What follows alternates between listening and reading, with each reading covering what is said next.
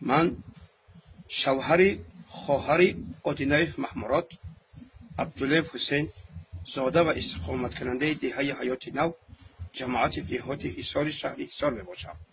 من آموزگار مکتب میانه رقم 8 که جماعت نامبرده می باشم. همراه عائله‌ام، همراه فرزندانم، ما عائله آموزگار هستیم. من همیشه گفتنی هستم که 100 مسجد و 100 رباط آباد کنی، 100 بنده بزر خری و آزاد کنی، 100 روز بر روزه باشه و شب به نماز، بهزان نبود که یک دل شاد کنی.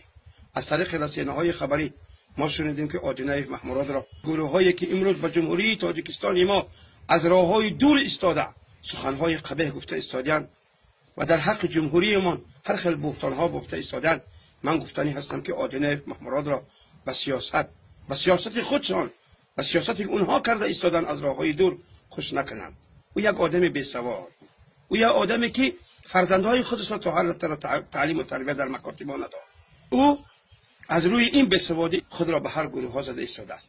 واقعی که مادر خود را در روز تعزیه مادر با همراهی شخصا خود من از سببی که مادر خود را گرفته در شبکه‌های اینترنتی پرتاب گویا که با من تعزیه بیان کنند، انا اینجا بود بی‌سوادی او، انا اینجا بود به تعلیمی او، انا اینجا بود از روی تعلیم نگرفتن آدابی او که او با همراهی ما در اونجا بسیار سخنهای قبیح گفت، ما را از بالای جنازه مادر راند. لکن چیکار کنیم؟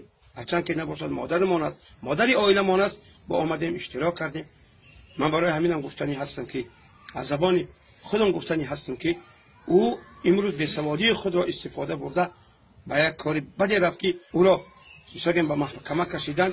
من برای اون گفتنی هستم که چیز جایی را که سزاوار است و قانون برای او سزاوار می‌بیند بگذار که در نزد قانون جواب بگیرد. اگر از خشت عالم خانه سازی، اگر مال جهان یابی ببازی، برکت گه نیابی در دو عالم، پدر مادر نباشد از ترازی. او خانه الهیده دارد، او در نهایت گویم همراه دیگر فرزندان عائله زندگی میکند، لکن خرخشه او همراه برادرها برای زمین خانه بود. از روی همین برادرها هم با او سخن نمیکنند. او که میآید ما یا برادرها از خانه برآمده میرویم، او با یگان تایما سخنی ندارد. برای همین من خواهش کردنی هستم که هر یک کاری که میکند بذار در نزد قانون جواب شد.